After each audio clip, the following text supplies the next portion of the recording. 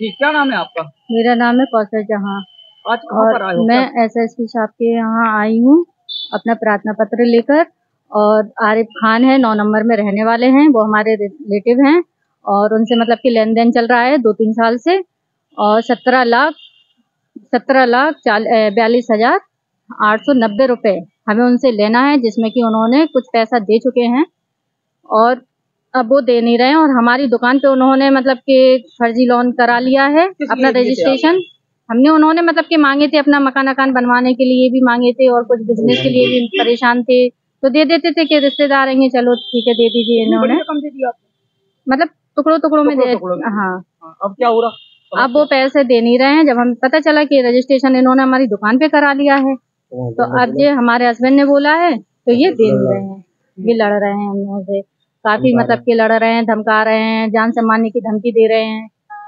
आज क्या आश्वासन दिया एसएसपी साहब ने?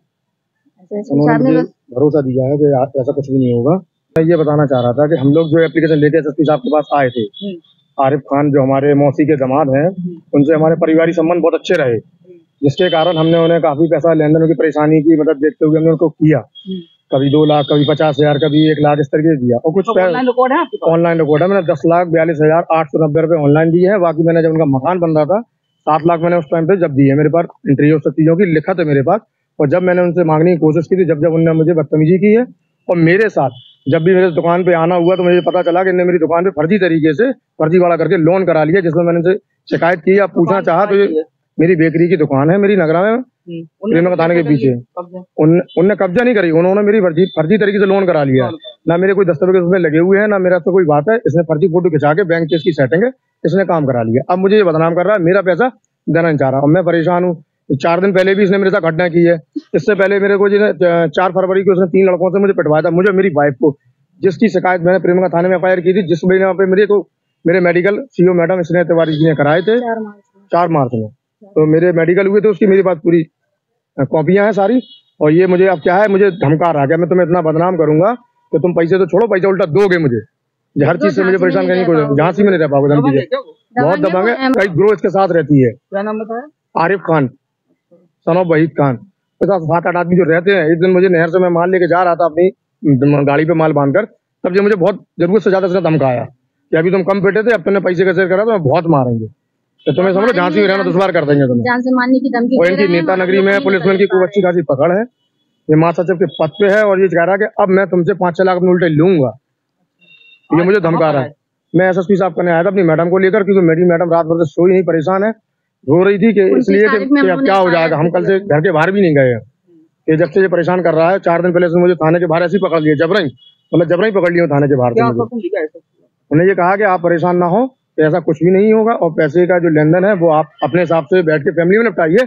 और जो आप कह रहे हैं कि आपको मारेगा धमकाएगा, तो उस वजह से कुछ नहीं होगा। पुलिस आपसे संपर्क करेगी और आपकी सहायता करेगी। क्या उम्मीद है आपको?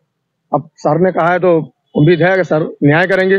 ये ईश्वर से दुआ करते, सबसे ही करते हैं कि न्याय हो मेरे साथ।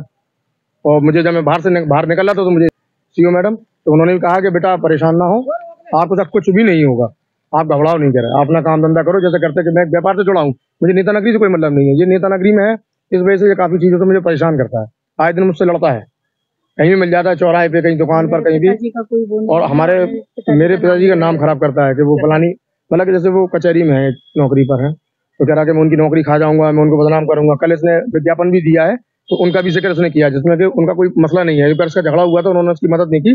जब से पापा से भी मतलब भय रखता है, मतलब कहने हम मतलब बताएंगे इनकी नौकरी खा जाएंगे, ऐसा करेंगे, इस तरीके की बातें करता है। अब आप क्या चाह रहे हैं? हम ये चाह रहे हैं कि हमें न्याय मिले, हमारे हस्बैंड को, हम लोग आराम से यहाँ रह सकें, हम लोग को कोई परेशानी नहीं होना चाहिए। हम किराए से रह रहे हैं, अपना घर मकान सब छोड़ छाड़ के हैं। इसके चक्कर में हमने अपने घर मकान भी बेच दिए। 9 नंबर नहीं जाने देता ही हम लोगों को।